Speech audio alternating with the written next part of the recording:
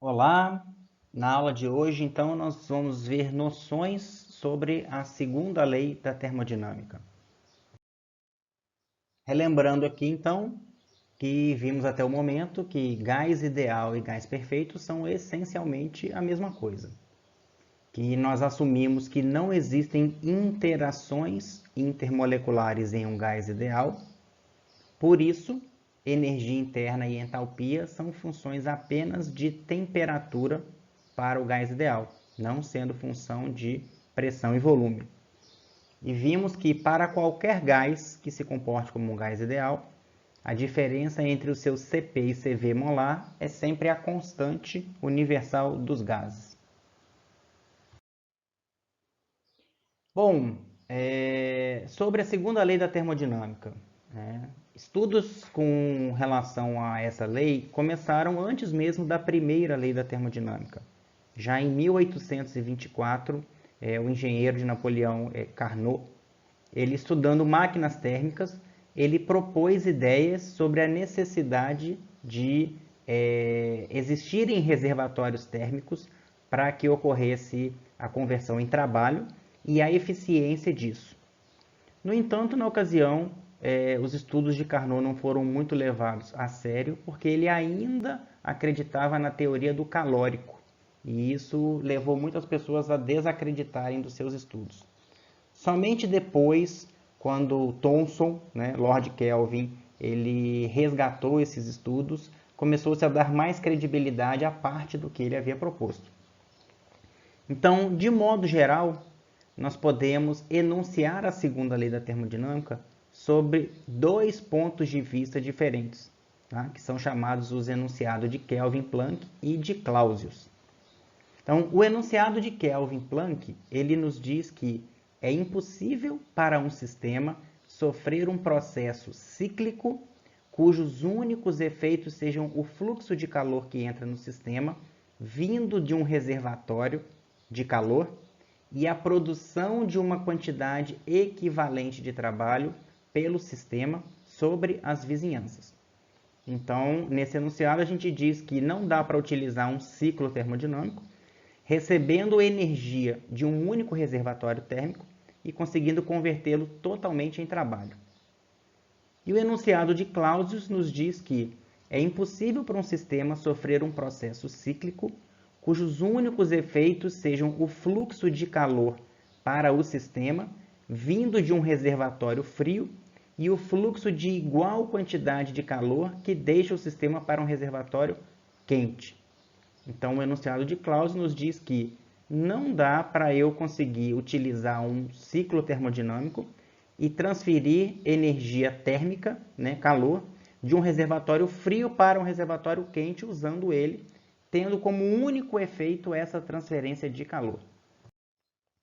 Para ilustrar aqui, então, nós podemos observar, né, o que o princípio o enunciado de Kelvin-Planck, ele nos diz.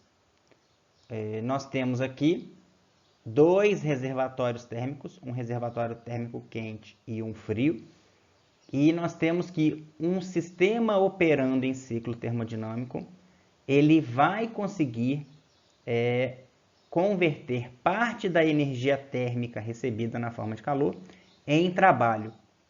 Mas o enunciado de Kelvin-Planck nos diz que é impossível a conversão total de calor em trabalho utilizando um ciclo termodinâmico. Prestem atenção que esse enunciado nos diz que é impossível operar um ciclo termodinâmico para ter uma conversão total de calor em trabalho. O que isso quer dizer para a gente? Que eu não consigo ter um sistema que restabeleça suas condições originais e a gente vai ter como único efeito essa conversão de calor em trabalho. Do mesmo modo, o enunciado de Clausius nos diz o quê? Que é impossível ter uma máquina termodinâmica que está operando em ciclo e que o único efeito que nós vamos observar é a produção ou a transferência de energia térmica de um reservatório de menor temperatura para um reservatório de maior temperatura. Lembrando aqui que o que é um reservatório térmico? É um conceito teórico de que você pode ter um corpo ou uma vizinhança ou um ambiente que ele seja capaz de ceder ou receber energia térmica sem que a sua temperatura seja alterada. Então, o enunciado de Clausius nos diz que é impossível conseguir transferir energia térmica de um lugar frio para um lugar quente sem utilizar trabalho. Então, nós temos esse efeito observado no nosso sistema.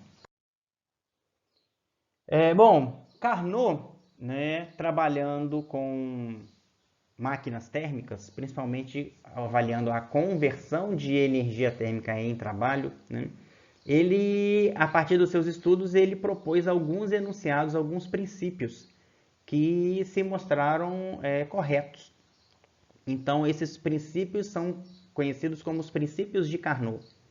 Basicamente, os mais importantes para nós nesse momento são os seguintes: nenhuma máquina térmica pode ser mais eficiente do que uma máquina térmica reversível, quando ambas as máquinas trabalham entre o mesmo par de temperaturas.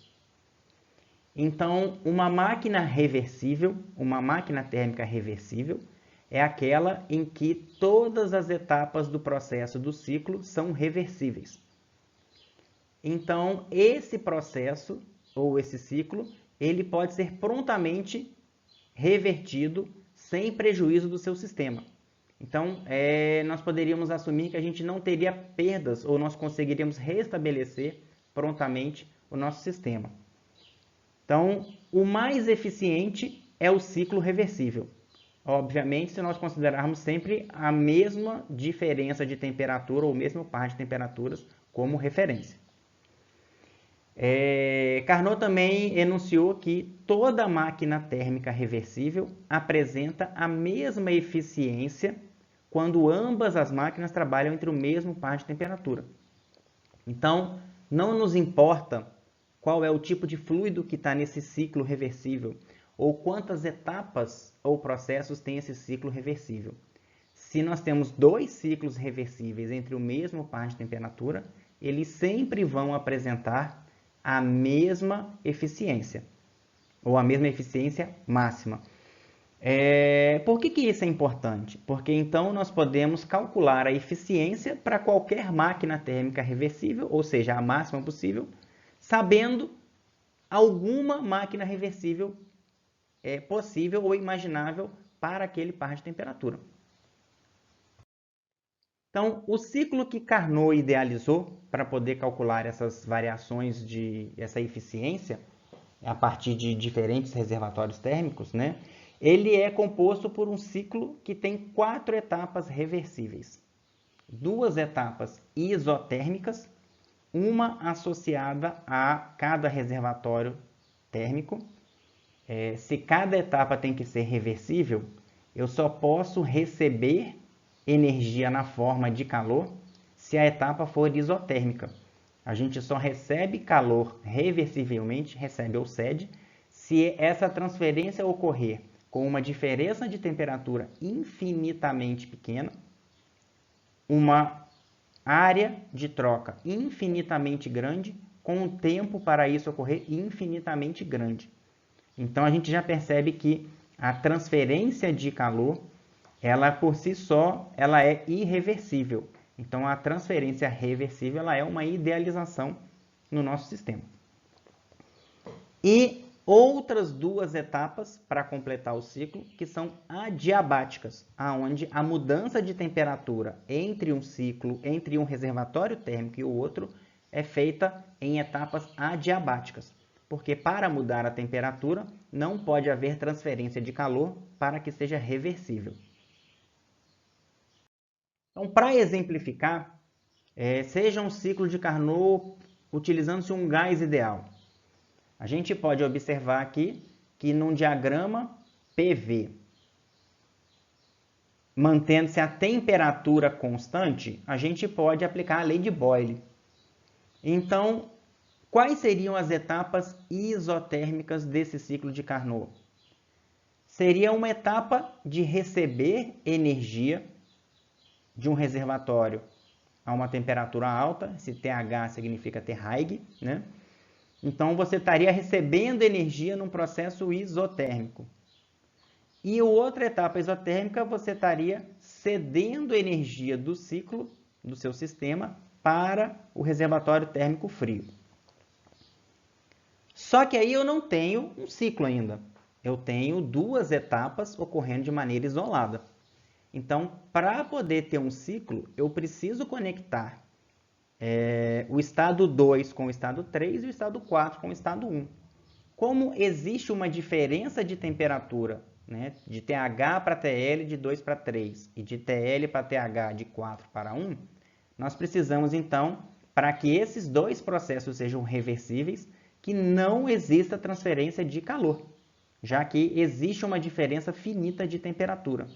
Então, nós temos um processo adiabático, que muda o sistema do estado 2 para o estado 3, e um processo adiabático que muda o sistema do estado 4 para o estado 1. Com isso, nós fechamos o ciclo termodinâmico. Se nós observarmos nesse diagrama PV, a área abaixo da curva vermelha, ela é o trabalho associado a essa transformação. A área abaixo da curva azul é o trabalho associado ao processo de compressão de 3 para 4, já que você tem uma redução de volume e aumento de pressão. O mesmo a gente pode dizer dos processos adiabáticos. Então, esse ciclo tem como trabalho resultante a área encerrada dentro dessa região, né?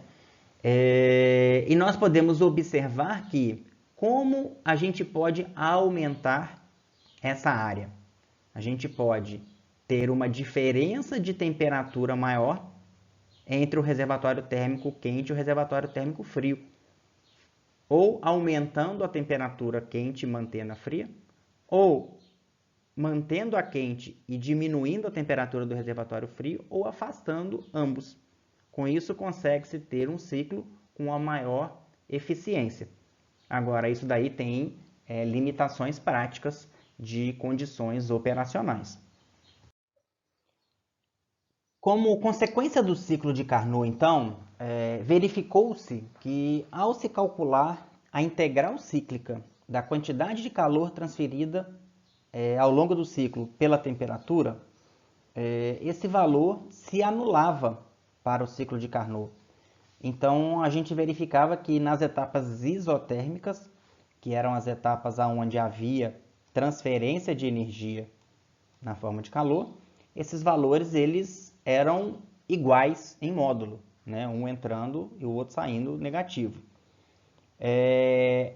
Podemos ainda expandir essa informação, essa afirmação, para qualquer ciclo reversível.